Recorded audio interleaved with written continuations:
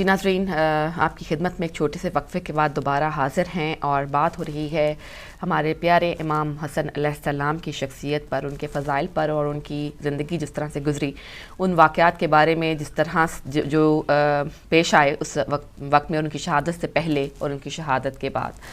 اور آپ کی کال بھی شامل کی ہم نے، آپ کی مزید کالز بھی شامل کریں گے. اور آپ شامل ہونا چاہیں تو ہمارا نمبر جو ہے وہ اسکرین پر ظاہر ہو رہا ہے. جی علی بھائی، ہم نے جہاں سے بات یعنی ہمیں بریک پہ جانا پڑا تھا جی، تو وہاں سے ہی ہم دوبارہ شروع کریں گے. جی ہاں، بات ہو رہی تھی کہ ایک تو اس ڈاکومنٹ کی بات ہوئی کہ وہ نکات جو کہ امام حسن مجتبیٰ، امام حسن سبز قبا علیہ السلام نے ڈلوائے اس شیخوں کے اندر، تاکہ وہاں سے جب وہ ان شیخوں کو ایک تو یہ ظاہر ہو جائے کہ یہ لوگ کیا کر رہے ہیں، اور دوسرا جب یہ اس سے پھریں دوبارہ تو وہاں سے پھر وہ معاہدہ بھی برطرف اور کربلا کے لیے آمادہ ہو جائیں. تو یقیناً کربلا بنائی اور باقاعدہ اس کو سنوارا ہے امام حسن علیہ السلام نے.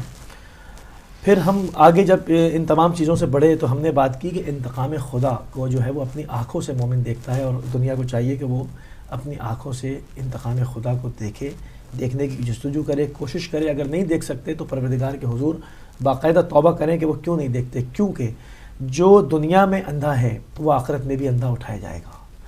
یعنی دنیا کے اندھے پن سے مراد وہ نہیں کہ اس کی آنکھوں میں بینائی نہیں ہے، یعنی اگر وہ حق محمد آل محمد کو تسلیم نہیں کرتا تو اس کو اندھا تعبیر کیا گیا ہے، اور جب وہ روز محشر اٹھے گا تو اندھا اٹھے گا، اس کو وہاں بھی کچھ نظر نہیں آئے گا. تو اس اندھے پنے سے جان چھڑانے کے لیے کیا کرنا ہوگا کہ بالکل نیوٹرل ہو کے اور محمد آل محمد کا حق کو تسلیم کرنا ہوگا، پروردگار کے حضور توبہ کرنی ہوگی. تب نظر آئے گا کہ پروردگار کا انتقام کیا ہے، انتقام خدا کیا ہے.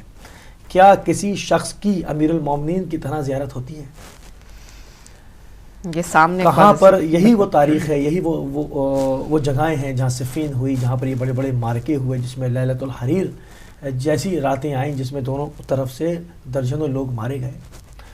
جہاں پر مولا نے فرمایا کہ تاریخ نے اتنا مجھے اس دہرائے پہ لا کے کھڑا کر دیا کہ میرا مقابلہ ایک طاغوت بنو امیہ کے طاغوت سے کیا جا رہا ہے، مگر خدا نے اس تمام چیزوں کو پلٹا دیا. آج واضح ہو گیا اور دنیا اپنی آنکھوں سے دیکھ رہی ہے. میں پھر کہوں گا، کیا امیر المومنین علیہ السلام سے جو پوری زندگی جو لڑا، اس میں کسی ایک کا بتا دیں کہ خدا نے اتنی عزت دی ہو کہ اس کی اس طرح سے زیارت ہو رہی ہو جس طرح امیر المومنین علیہ السلام؟ یقیناً امیر المومنین علیہ السلام نے اپنی پوری زندگی جو ہے وہ خدا کے نام کو بلند کیا، اور خدا کا وعدہ ہے کہ جو اس کے نام کو بلند کرے گا خدا قیامت تک اس کے نام کو بلند کرے گا. تو یہ آج بالکل واضح اور آشکار ہو گیا. میڈیا کا دور ہے، تمام چیزیں، ویڈیوز، پکچرز، تمام چیزیں آ جاتی ہیں اور پھر نشر بھی ہوتی ہیں سوشل میڈیا اور ہمارے میڈیا کے بھی ذریعے سے، اور اس جیسے اور جو مومنین کے چینلز ہیں وہاں سے نشر ہوتی رہتی ہیں. تو اب یہ تمام چیزیں جو ہے وہ چھپی رہ نہیں سکتی، اب سب کو پتہ ہے، اور جو ہے وہ جو آنکھوں والا ہے وہ یقیناً دیکھ لے گا، اور جو بینائی سے محروم ہے وہ زندگی بھر نہیں دیکھ سکے گا. دیکھے وہ کہ خدا نے کیسا انتقام لیا. جنہوں نے امیر المومنین علیہ السلام کی شان میں گستاخیاں کی، 25 سال ممبروں پہ سے سب کی، آج ان کی قبروں پہ چمگادڑ بیٹھے ہوئے ہیں، اور ایک کٹھیرے میں بند کی گئی ان کی قبریں ہیں شام کے اندر. وہاں پر ان کا کوئی ظاہر نہیں ہے، اور وہاں پر اس کی تصویریں آئیں تو میں نے خود اس میں چمگادڑ دیکھے. اب آپ دیکھیں کہ دوسری طرف امیر المومنین علیہ السلام کی زیارت آپ ہماری اسکرین پہ اس وقت پکچر دیکھ سکتے ہیں. میں پھر کہوں گا کہ مجھے بتائیں کسی ایک ایسی شخصیت کی جو زندگی بھر امیر المومنین علیہ السلام کی دشمنی لیے گھومتا رہا ہو اور خدا نے اس کو عزت دی ہو.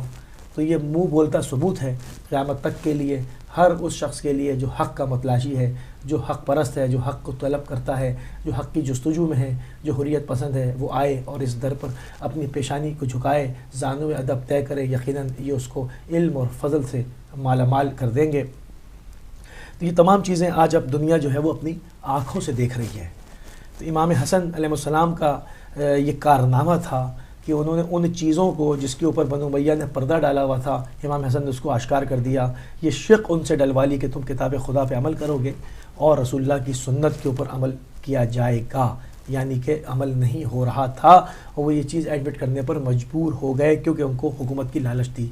انہوں نے اس کے اوپر سائن کر دیے، وہ اس کو وہاں پر لوگوں کو دھوکہ نہیں دے سکے، مگر تاریخ نے اس کو اپنے اندر ضبط کر لیا، قیامت تک کے لیے ڈاکومنٹ کر لیا. ٹھیک ہے نا. دوسرا یہ کہ تم اپنے بعد کسی کو خلیفہ نامزد نہیں کرو گے، تمہیں کوئی حق نہیں پہنچتا کہ تم رسول کا خلیفہ تم نامزد کرو، تم نامزد نہیں کرو گے. اس کا اسکرین میں جو ہے لبیک یا رسول اللہ، بالکل یہ جو دوسری تصویر ہم دیکھ رہے ہیں جو لوگ یہ جو مشی ہو رہی ہے یہ کربلا سے نجف کی نہیں ہے بلکہ نجف سے نجف سے کربلا کی نہیں ہے بلکہ کربلا سے نجف کی طرف ہے، چونکہ آج وہاں پر رسول خدا صلی اللہ علیہ وآلہ وسلم اور امام حسن علیہ السلام کی شہادت کا دن ہے۔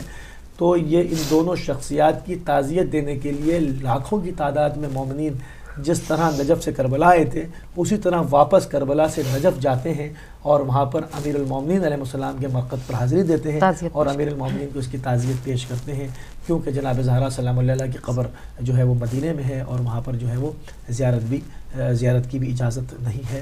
تو امیر المومنین کی قبر پہ جایا جاتا ہے اور وہاں پر رسول خدا کا اور امام حسن علیہ السلام کا پرسہ دیا جاتا ہے اور عزاداری کی جاتی ہے اور اجر رسالت ادا کیا جاتا ہے۔ یہ تصویریں ان مناظر کی تھی جو کہ محمد رسول اللہ کے جھنڈوں کے ساتھ پوری شیعہ قوم پیدل چلتی ہے دوبارہ 100 کلومیٹر اور یہ جا کے اپنا سفر 2 دن میں 3 دن میں اختتام کرتے ہیں۔ آج یہ تمام لوگ الحمدللہ بخیر و عافیت نجف اشرف پہنچ چکے ہیں اور وہاں پر عزاداری کا سلسلہ جاری و ساری ہے۔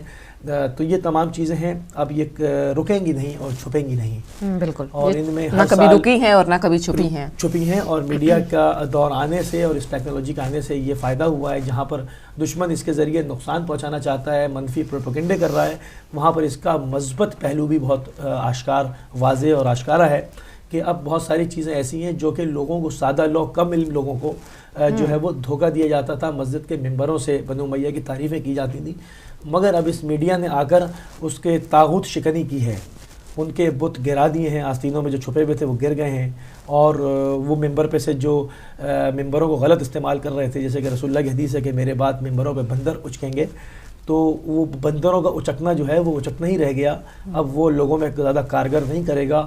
اور ہم دیکھ رہے ہیں جس تعداد کے ساتھ، جس بڑی تعداد کے ساتھ پوری دنیا اسلام کے اندر تبدیلیاں ایجاد ہو رہی ہیں، اگر آپ نائجیریا کا دیکھیں تو وہاں پر کروڑوں کی تعداد میں لوگ مکتب آل محمد میں شامل ہوئے ہیں۔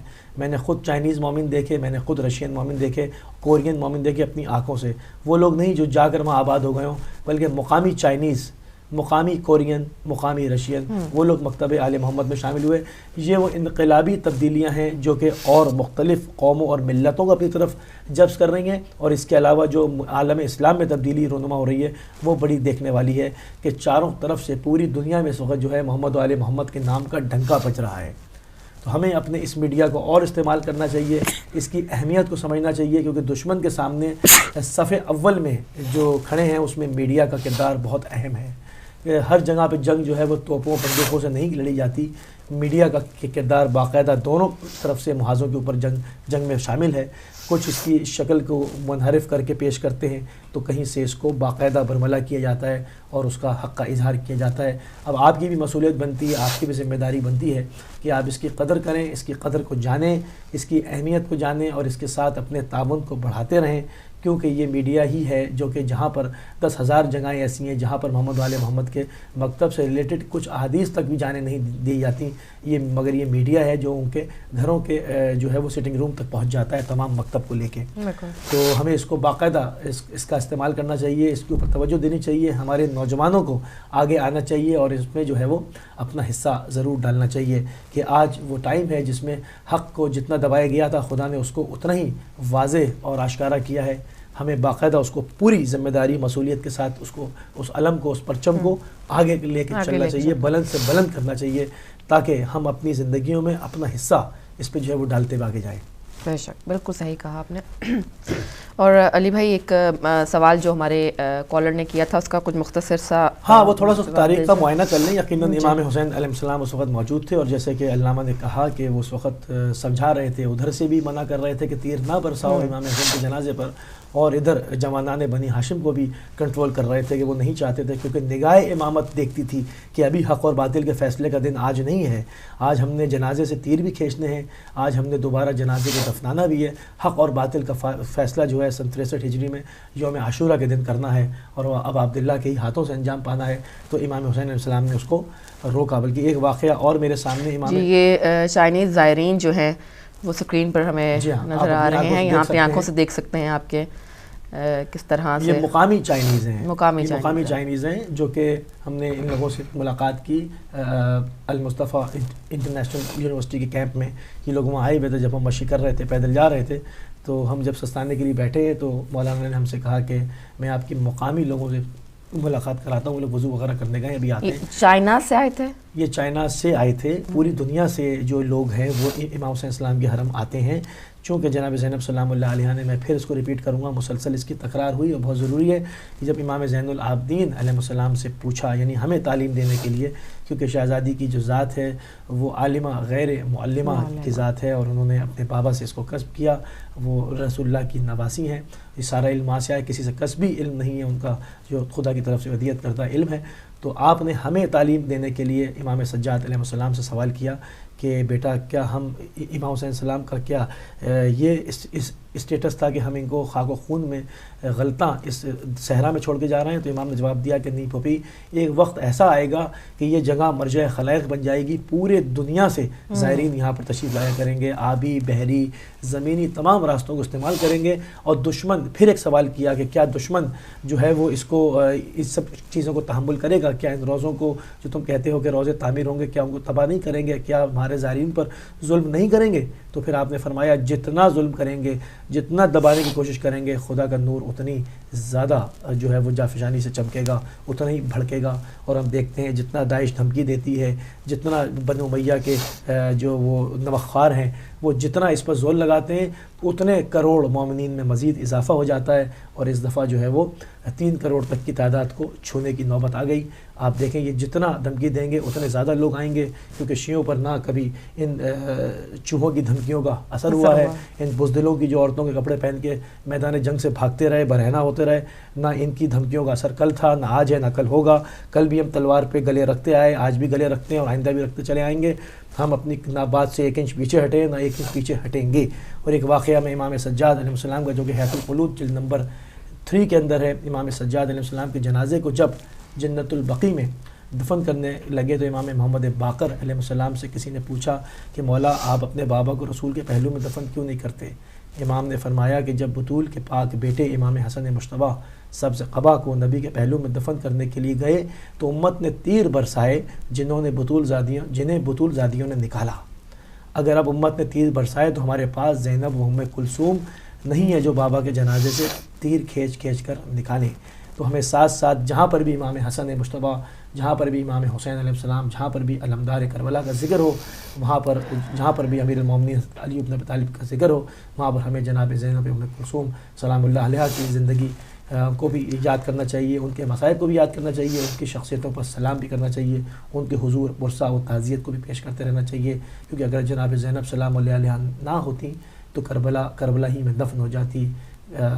چونکہ جیسے شاعر نے کہا نا, اگر زینب کربلا میمان کر زینب نبوت, اگر جناب زینب نہ ہوتی تو کربلا کا میسج آج عام نہ ہوتا. یہ جو آپ نشریات دیکھ رہے ہیں, تمام چیز دیکھ رہے ہیں, یہ صرف اور صرف جناب زینب سلام اللہ علیہ کی شروع کی بھی تحریک عزاداری ہے, یعنی اجر رسالت. اس طرح سے دو, ہمیں سکھایا کہ تم اجر رسالت دینا چاہتے ہو تو سینے پر ہاتھ مارو, کہو یا حسین, اللہ اکبر.